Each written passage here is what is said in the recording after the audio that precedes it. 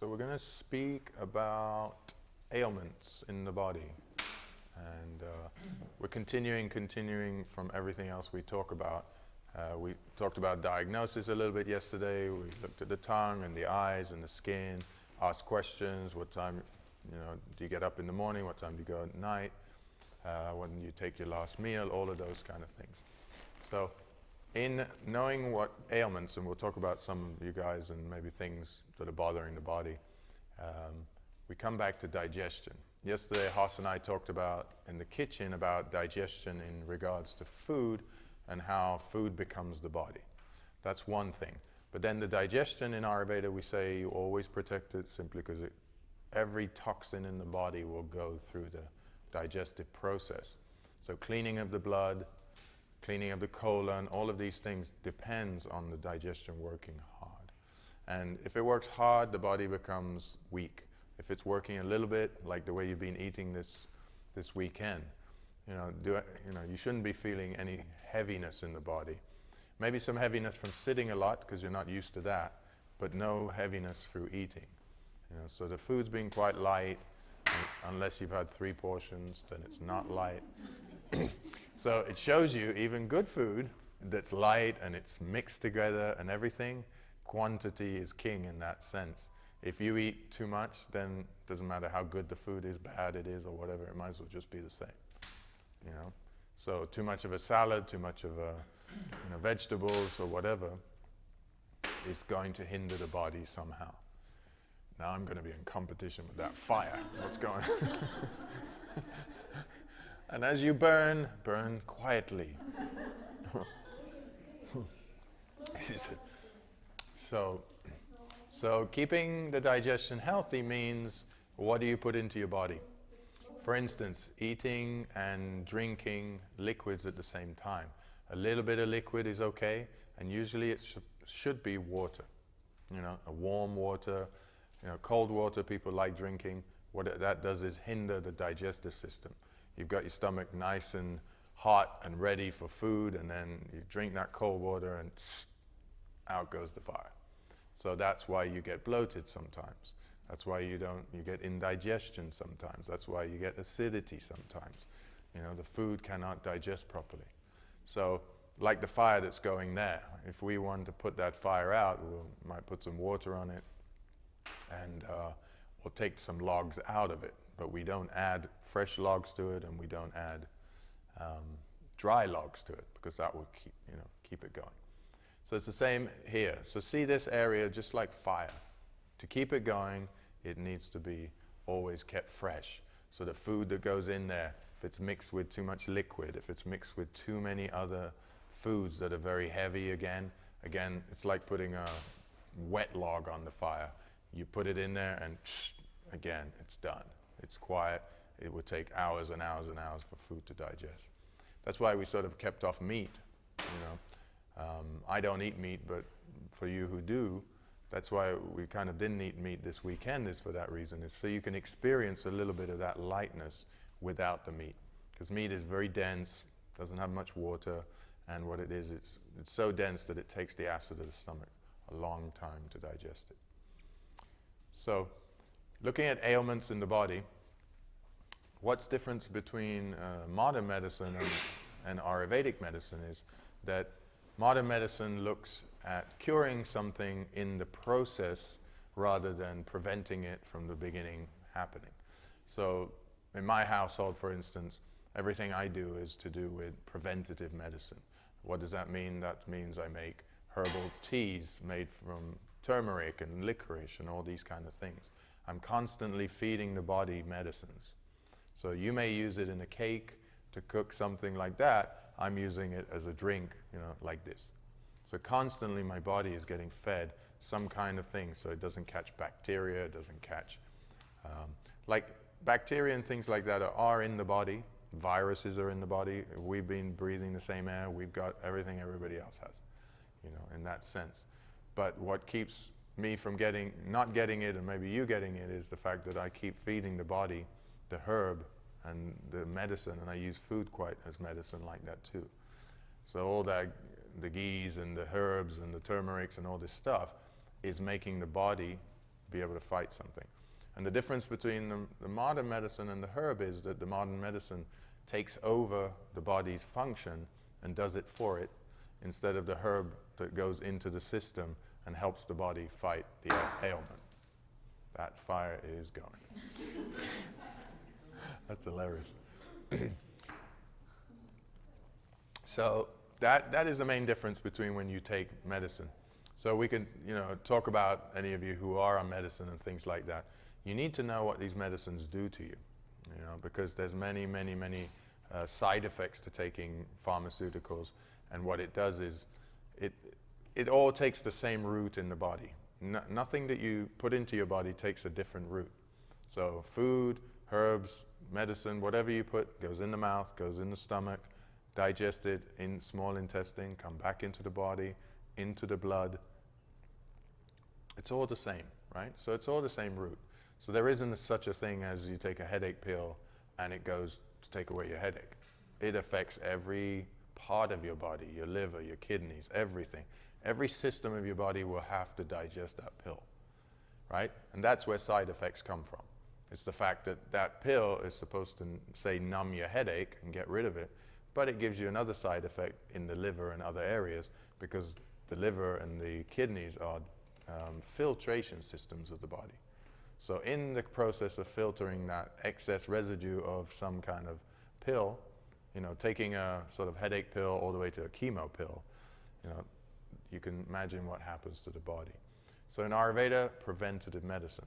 So yesterday when we were in the kitchen, we were speaking about food being used as medicine, how herbology can be used as medicine, and that your whole kitchen can be a medicine cabinet if you decide to use it that way.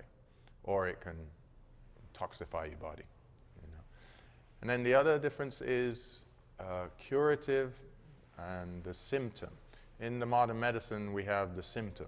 So the reason modern medicine hasn't cured, and I'll say it again, hasn't cured anything just yet in 80 years, is because we're trying to cure symptoms. So if a rash comes on your body here, and you put an antihistamine cream or you put something on it to get rid of it, it may cause it to go away, but the body was trying to get rid of something. So now all you did was push it in again, and it's going to come in the form of something else somewhere else. So maybe a month later, a week later, whatever, it pops up as a headache, it pops up as a liver problem, So the skin, for instance, needs to breathe, and it just needs to breathe. So you leave it alone. You don't put creams on it to prevent spots and all those kind of things, because it has its own mechanism of getting rid of things and detoxifying, right? So in the Ayurvedic tradition, we go to cure. What is the cure? And to get to the cure, we have to know what is cause. So symptom is over here, and yes, we might, treat it for a while and that kind of thing to get rid of it. But here's cause. And cause is a few things. It's either environmental, coming from the outside, the hot and cold weather, toxins in the air and those kind of things. The other thing it is usually the mind. The mind is thinking in a certain way. The mind is holding on to something. And what that does is create a blockage in the mind, and then you create disease in the body. So pretty much most diseases come from the mind. And then, of course, if the mind is imbalanced, it puts something into the body, like certain types of food, and then again, the body is bogged down with some kind of disease. So an ailment, whenever you get a problem, like we were talking about thyroid or acid problem, it's just the body's response and telling you is, hey, look over here, something's going on, I don't like it. And that's why we don't treat that symptom and just try to get rid of it quickly as possible. The same way as pain. Pain isn't for getting rid of. Pain is for, hey, look over here, I've got a pain in my knee. So if I'm sitting like this and my knee is hurting, it doesn't mean work through it, So if I just keep bending it and it hurts, I'm going to do damage to it.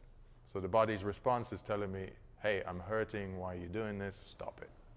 And that's when you need to, stop that. So the other way we look at ailments is Vata, Pitta, Kapha, the different elements. So what element in each person, or two elements, are imbalanced? That's another way we start to look at ailments. So for instance, Vata, the air element, sits right at the bottom here. It's in charge of movement, and the movement is always downwards, right? So that's why the body doesn't like it when it vomits, in a way.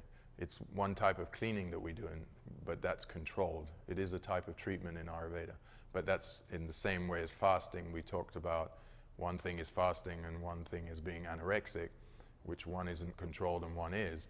In the same way, we do have treatments of vomiting that we bring up, certain herbs that we've drunk, but in this sense, movement of Vata, air, always goes downwards. So that this area is in charge of areas in charge of colon and the small intestine and a little bit of the stomach, and it's always going downwards. That's why elimination is about downward motion. Then we have here in the stomach the fire. Fire sits in a little bit of the small intestine and mainly in the stomach. It's that acid of the stomach, and so anybody who's got ailments to do with the fire, which are anti-acid problems, colitis, and those kind of issues, is usually coming from problem in digestion. As is the problems in Vata down here is usually insomnia, constipation, arthritis. That's coming from an imbalance of waste material moving out of the body, malabsorption of food, and those kind of things. Any problems in this area is usually to do with the earth element. So that congestion, that bronchitis, that flu, right here and here, that's where it gets trapped. So when we look at the body like we did yesterday, asking all those questions, we come to those kind of questions as well as which part of the body do you mainly get your issues, for example, just to see maybe which part of the body is weaker than the other part. All right? So Ayurveda will tell you that the disease will always go and sit in the weakest part of the body, not the strongest, because it can't get to the strongest. All right? So it's kind of like how lions hunt. They go for the weakest, you know. So it's the same. Disease in the body will manifest in the weakest part. So wherever it has manifested, if you do have an ailment, just know that that is, at this point, a weak part of your body. Okay? So that's basically how we look at ailments in the body. I know it's a lot of information. So let's pick one of you and say an ailment that you have and see how we would maybe approach it in the Ayurvedic tradition. Sure, go ahead. Backache? Okay. Backache or arthritis? Both? Okay. So the back. The back region is all about the column that runs in the middle, the vertebra, is all about the nervous system. So the central nervous system runs through it. So anything you've got problems with the neck, upper back, lower back, usually, let's say, we'll generalize a little bit until we get specific enough if I did a consultation, is about the nervous system is to do with Vata imbalance, the air imbalance, right? So that's why I said it's also to do with insomnia and things like that. When that air moves too much in the body, you know, like when you move too much, you get out of breath. It's that nervousness in the body. So first, it can be your posture. So if you're sitting and you're not sitting right, and you sit like this, straight away, all the problems are in the lower back. Sleeping, certain mattress you use. You know, if you already have a bad posture and your mattress just takes your bad posture and keeps you in it all night, you're gonna have a backache again. If you sit a lot in a chair, this kind of sitting creates back issues as well. Because here, all of this is like the base of holding me up. So it's quite wide. And then I'm holding myself up here too in the torso, right? So I'm making all the effort. When you sit in a modern chair, you have to make zero effort. It just holds you there. So by the time you get up, you've made no effort, and as soon as you get up, you're like, you know? Same with the bed. So yesterday I was talking about, you know, I like to sleep on the floor for that reason. The earth holds you, and when you've had enough sleep, it kicks you out of bed, and if you don't, it will make you stiff. Whereas the mattress will make you stiff from the beginning, unless it's very hard, you know, and it pushes the bad posture out. And then nervous issues coming from the mind. Depends on how you think. You know, if you worry a lot, you'll have back issues. You know, because worry usually makes you do this as well. It doesn't make you walk around like that. and face the world, it kind of makes you cower and, you kind of stumble along. So those are some of the reasons back issues can be. Arthritis, again, is a vata and an air imbalance. In the bones, there's a lot of air, as is in the joints. This is where most of the air element sits in the body. So if you have any problems with the joints, you have problems with not the muscle, but the bone, these are all coming from an imbalance. It means your body needs a little bit more lubrication. It's getting dry for some reason. You're either eating too many dry foods, packaged foods, and you're eating too many of one type of food, and you're not eating a balance of all foods. If you're eating out of season, leftover foods, not great. All of those kind of things will give you those types of ailments. So that's a sort of basic of those. Come on, I know you're all suffering with something. Stop pretending. I saw how you couldn't do silence properly. Somebody was talking to a tree, by the way. That is not silence. Yeah, much body that's getting a very cold, shivery, those kind of things will give you more arthritis.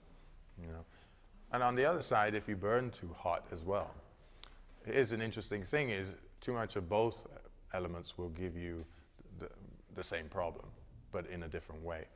I didn't want to get into this, but I'll mention it. Is within the different elements, we do have the different diseases as well. So there are elements of the earth, fire, and air, and then we have diabetes in all of them. We have arthritis in all of them. So I don't want to complicate everything. I want to keep it a little bit more general. You really need to go through consultations and those kind of things, give urine samples and a lot of things to get to the main issue of something. On the surface, you can see a lot of different things. But if you're not really suffering with something deeply, which none of you guys are, then you don't need to do all that sampling. You can pretty much get to the cause. It's only when somebody is deeply imbalanced in one element, somebody who's borderline sort of mind is gone, is in the vata, too much vata, then we do all kinds of samples and those kind of things. How about perimenopausal symptoms, hot flashes? Body's getting hot. A lot of people, the body's going through change, right? So you have to move with that change. See what that change is. If you're working, what kind of job you have. Does it make you move a lot? If you move a lot, you're going to create more fire in the body, more heat. So it needs calming down. You need cooling herbs in the body, like aloe vera and coriander and those kind of things, that bring down that heat. And then the activities that you have. Again, not too much moving at home. If you have a lot of kids, are you moving a lot? We would have to look at the whole life and say, we need to calm it down, because that extra heat is telling you, here's where you are your own doctor. It's telling you, don't create more heat. I don't like the sunshine. I don't want you to stand and get my head hot. It's telling you everything you need. So spicy foods, too much of those will aggravate your problem. And a lot of women who have hysterectomies cannot get rid of that heat, because what it does is it's not a natural procedure, and what it does is the body fights against it, and it keeps the body very hot.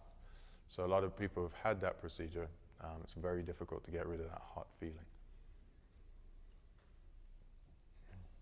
I have atherosclerosis of blood vessels, which causes a lot of problems. Stroke, heart attack, and so on. Okay, so I would ask you, what kind of foods do you eat normally?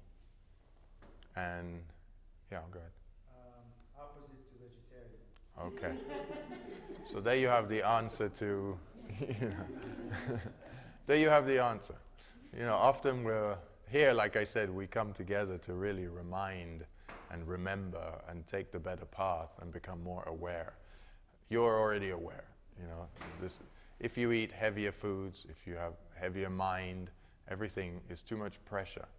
The blood pressure inside our body is really coming from here. You know, if you get mad, you're going to have high blood pressure. If you're just so lazy and, you know, out of it, you're going to have such low blood pressure. You know, it's a very balance of keeping, you know, and then if you eat the heavier foods, the digestive system's got to work hard. All that heat is going here, little cleaning's going on in the blood and the vessels and everything. You're going to have cholesterol problems, you're going to have all sorts of things like that. So it has, diet is pretty much number one in, let's say, people's lives, because food is everywhere. You know, you don't need to think about food. Kind of put food out of your mind. That would be the best thing you can do for yourself. You know, just put it aside. You're going to eat anyway. It's not that you're not going to eat. You know, it's kind of like how we went into silence. You still were together, and you still enjoyed each other, and you enjoyed nature.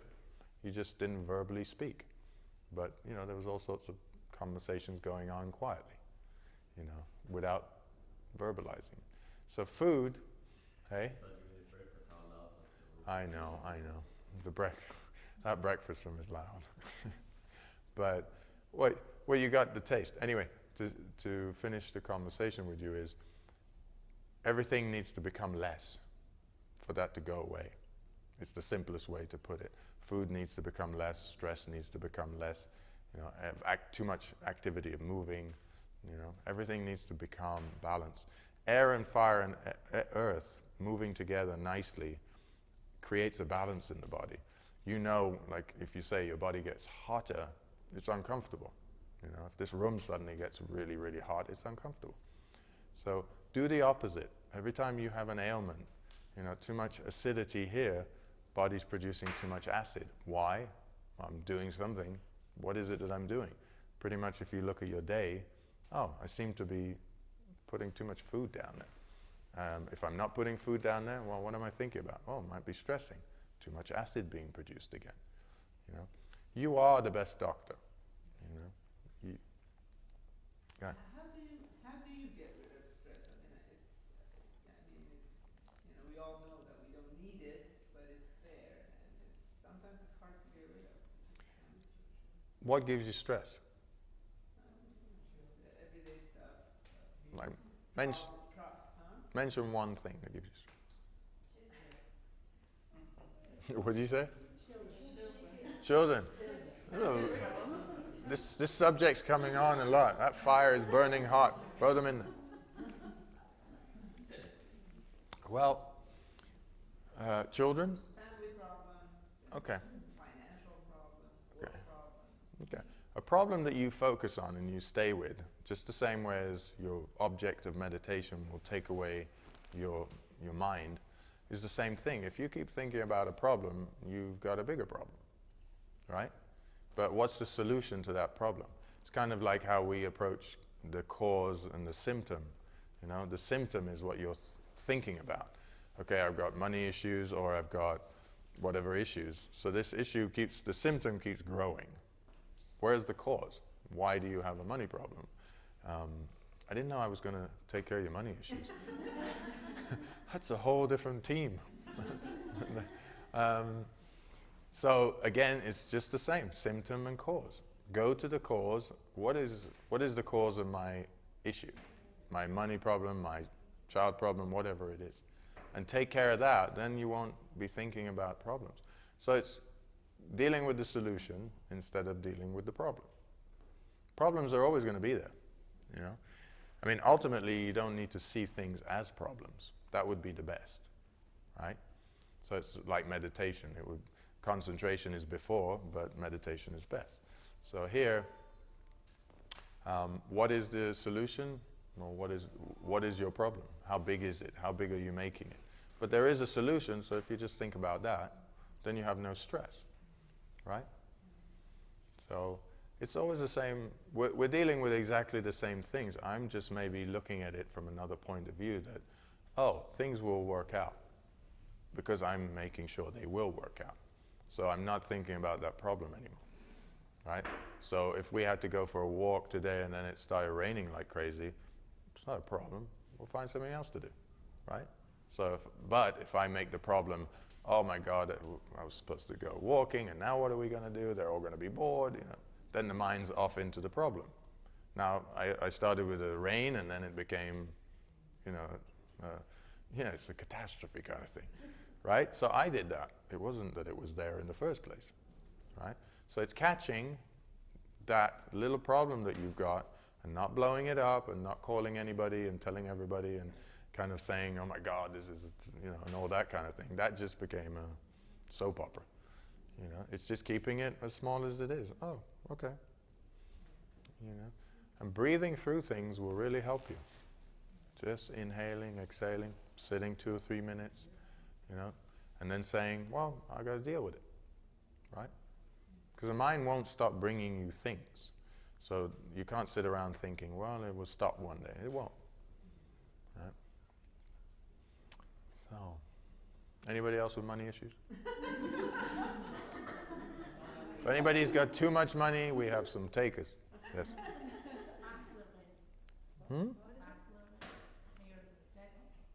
What's that?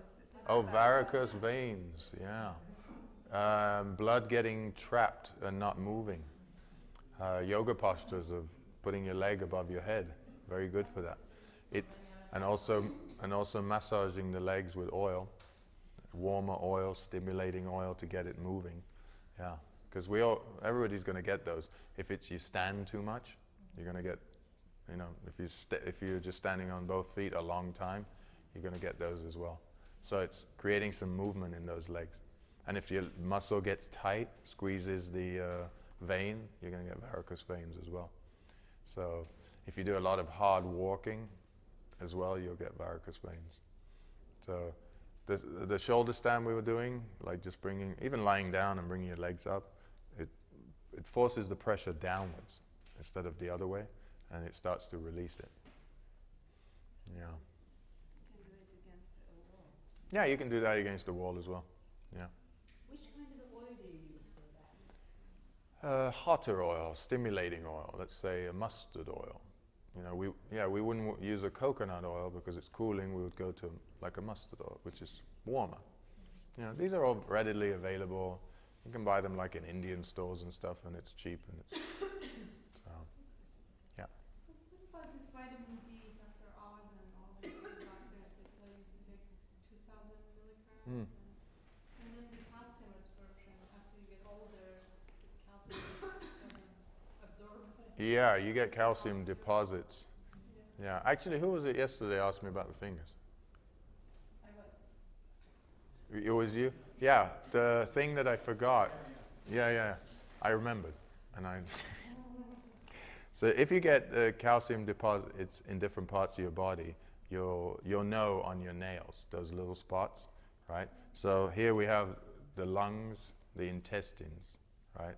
Yeah, those are those. Yeah, and the kidneys. Kidneys, intestines, and lungs. So on those fingers, if they pop up, you'll know. Yeah, these 3 fingers. So here we have the kidneys and the intestines and the lungs.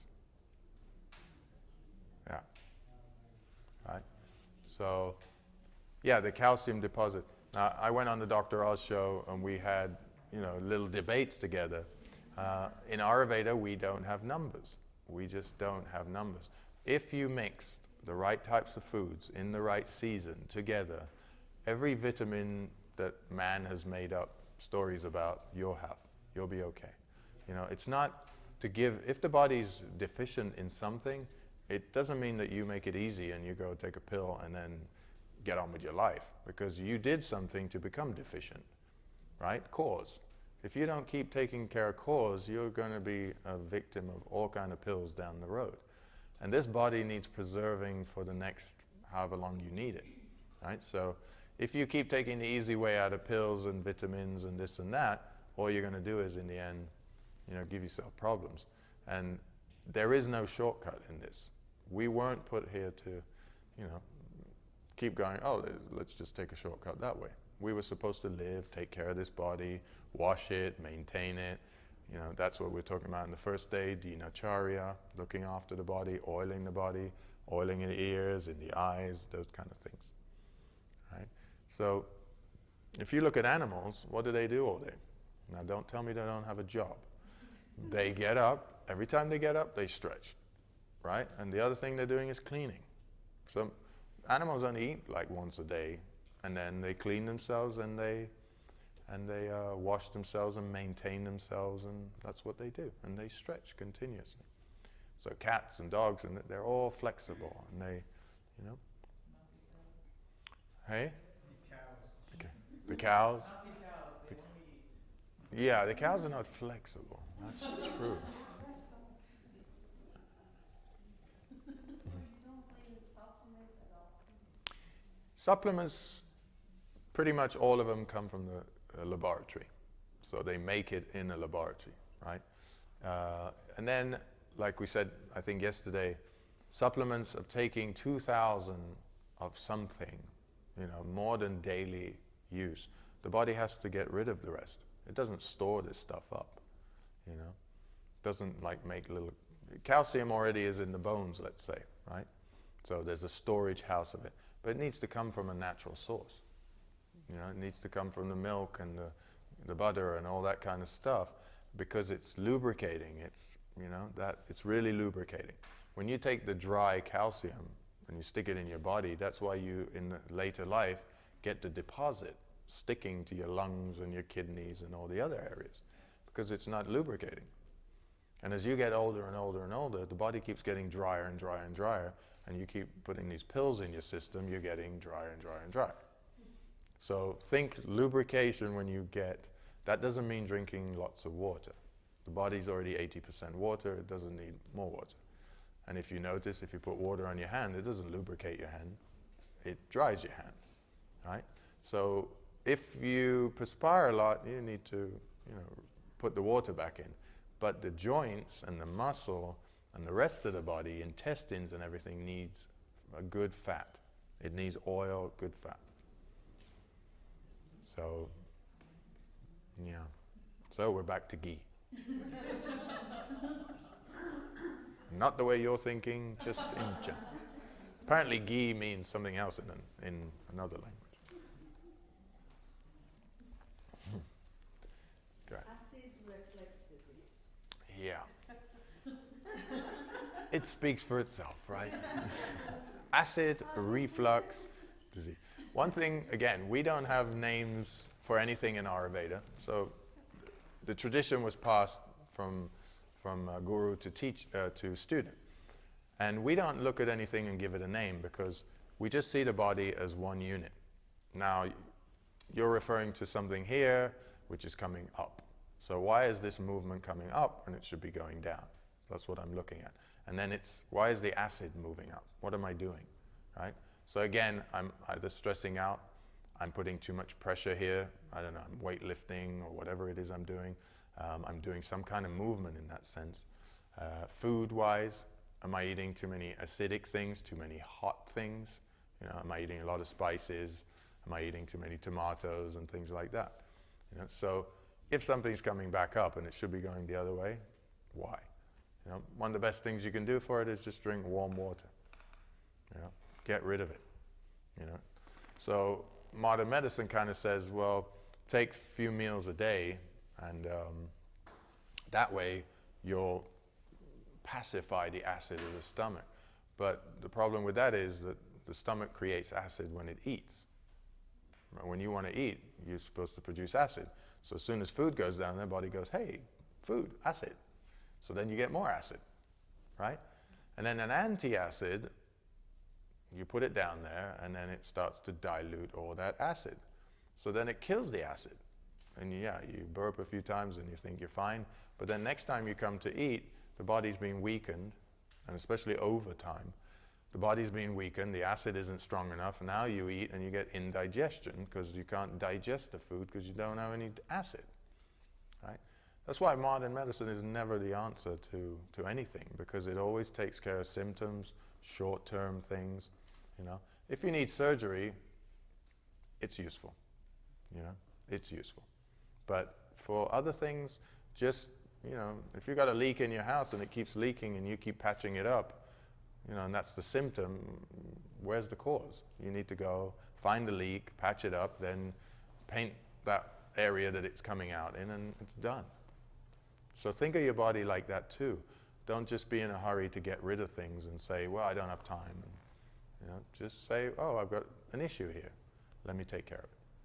And your life will become totally better because you have an attitude of self-healing rather than running to somebody going, what's wrong with me? And they could misdiagnose you and say, oh, I think it's this. And, a lot of the people that I treat are all misdiagnosed. And then finally they just got tired of, being mistreated, and then they finally come and see, oh, okay, it's the element. This element is out of balance. It's simple. For treatment, we hold oil in the eyes. We make a dome. We have somebody lie down. In the ears, we have you lie down. We fill the ears with different oils.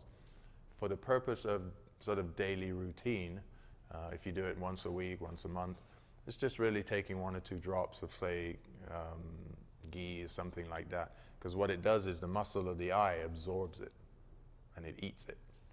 So, yeah, the body takes it. I mean, how many times have you ever cleaned your eyes or given it something to eat?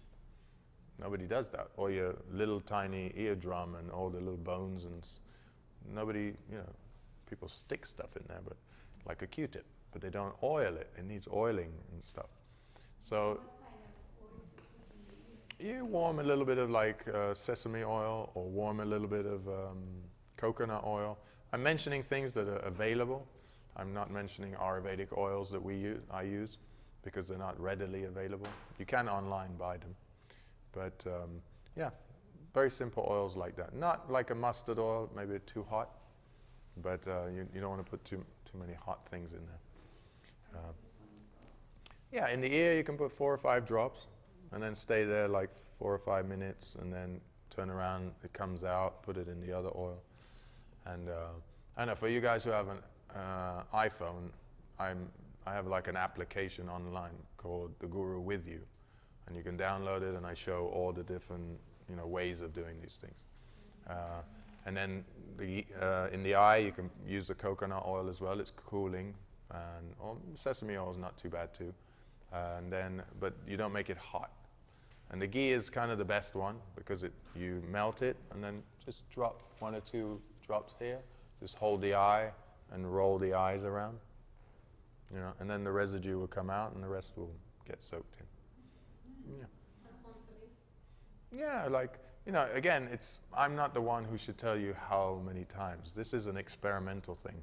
None of these things are going to hurt you. So you can try and say, I put oil in my ear, that was great. I like